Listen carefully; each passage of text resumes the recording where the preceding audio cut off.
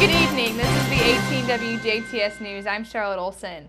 The Schnellville Volunteer Fire Department was twice responding to fire calls that reported in the wooded areas owned by the Indiana Department of Natural Resources on Sunday afternoon. The fire was reported at 2 p.m. in a wooded area off of County Road 880 East, which connects to Calhoun Road in Perry County and is also partially gated off and locked by the Department of Natural Resources. In a release, Schnellville Fire Chief Mark Fisher said that the fire was difficult to locate and also to access. Anderson Township out of Perry County was already on the scene from the Siberia side. An estimated 5 acres of forest was burned, and also the cause of the fire remains unknown at this time. However, recently dry conditions in the area are thought to have been a contributing factor. Schnellville firefighters were called back to the scene shortly before 8 p.m. when the fire rekindled. 16 firefighters from Schnellville and 3 trucks were on the scene for the first call. They were assisted by the Birdseye Volunteer Fire Department, who had 12 firefighters and 2 trucks on the scene. On the second run for Schnellville, they had 18 firefighters and 2 trucks on scene for 2 hours, and they were assisted by Anderson Township. The area will continue to be monitored. Conservation officers with the Indiana Department of Natural Resources are investigating a tree stand accident in Pike County over the weekend that resulted in serious bodily injury. Authorities say that 34-year-old Aaron Mason of Spurgeon were setting up a tree stand and trying to secure a ratchet strap when he lost balance and jumped approximately 12 feet to the ground. They say that Mason was taken to Memorial Hospital in Jasper with significant injuries to his right ankle. The accident took place on Sugar Ridge Fish and Wildlife Area in Pike County near Island Pit around 2:30 on Saturday afternoon. Conservation officers say that Mason was not wearing any type of safety harness at the time of the fall. They also noted that Saturday's accident is the 16th tree stand accident in Indiana this year. 2 young passengers suffered minor injuries and a Jasper woman was cited for running a red light that resulted in a 2-vehicle accident at the Northside intersection in Jasper late Sunday morning. Jasper police say that just before 11:30 a.m. yesterday, an SUV driven by 59-year-old Lydia Cabrera Lemus of Jasper was eastbound on 36th Street, approaching the intersection with Newton Street. Meanwhile, a crossover SUV was driven by 77-year-old Thomas Bird, also of Jasper, and was headed north on Newton, approaching the intersection. Both drivers told police that they had the green light and proceeded into the intersection when the vehicles collided. A witness told police that she was also northbound on Newton behind Bird's vehicle and said that the light at the intersection was green for Newton Street traffic. Neither Cabrera, Loomis, or Bird were injured, however, but the 2 juvenile passengers in the SUV were slightly injured. A 14-year-old girl complained of elbow pain, and a 12-year-old boy said that he had pain in his head. Both refused to be transported for treatment or for their injuries. Both vehicles sustained $8,000 in damage, and the Jasper police ticketed Cabrera Loomis for disregarding an automatic signal. Lori Wiggin and Jen Tolbert of Jasper hosted the Neighborhood Noel at Jasper Engines and Transmissions on Saturday, where a variety of over 20 vendors were present to display their merchandise for early shopping for family gatherings or for the holiday season, which is just a little more than a month away. Neighborhood Noel is this year benefited Crisis Connection Incorporated, which is a local organization who helps victims of domestic and sexual abuse and also helps their families through various services such as direct client and educational services.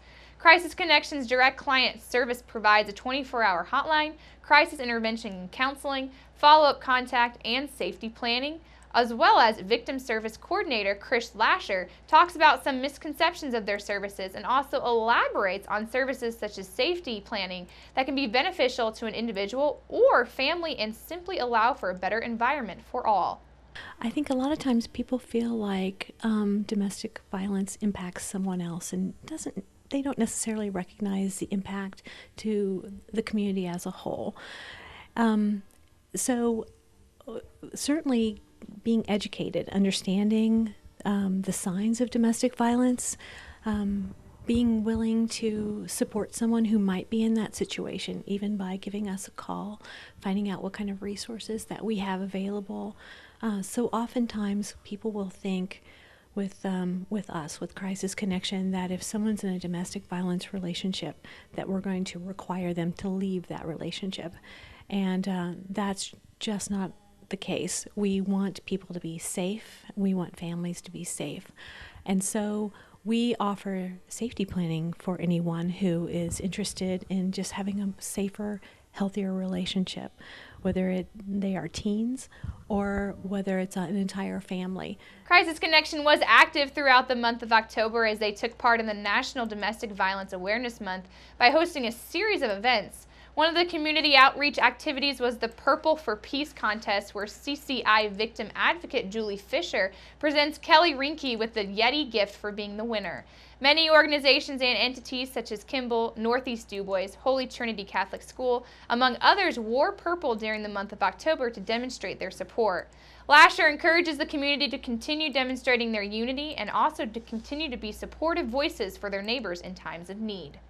We hope that everyone has a peaceful, loving relationship, and that's what we want.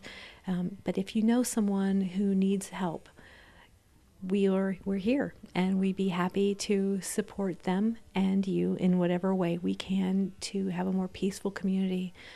Violence might feel like it's isolating and it's just someone else's problem, but it does affect us all. It affects the productivity of our corporations. It affects the relationship that students have with each other at school and with teachers. It affects the amount of crime that we contend with in our communities. So we hope that you take the initiative and support your fellow citizens. For more information on services and how to become more involved with your local Crisis Connection organization in Jasper, navigate on over to their website at crisisconnection.org, or if you or someone you know is in need of help, contact their 24-hour hotline at 1-800-245-4580. The Huntingburg Police Department has a new addition to the force. 24-year-old Andrew Jones was sworn in during the Huntingburg Board of Public Works meeting last Thursday, bringing the total number of members to the department at an even dozen. The next step for Jones will be taking part in training exercises until February at the Indiana Law Enforcement Academy in Plainfield, and those all begin today. Jones is a 2010 graduate of Jasper High School and a 4-year veteran of the United States Marine Corps. During that time, Jones spent 2 years in both Japan and also in Korea. He comes to the Huntingburg Police Department after spending the last 2 years working as a corrections officer at the Branchville Correctional Facility in Perry County. Jones replaces the recently retired Paul Lair, and he and his wife Jordan have 2 children.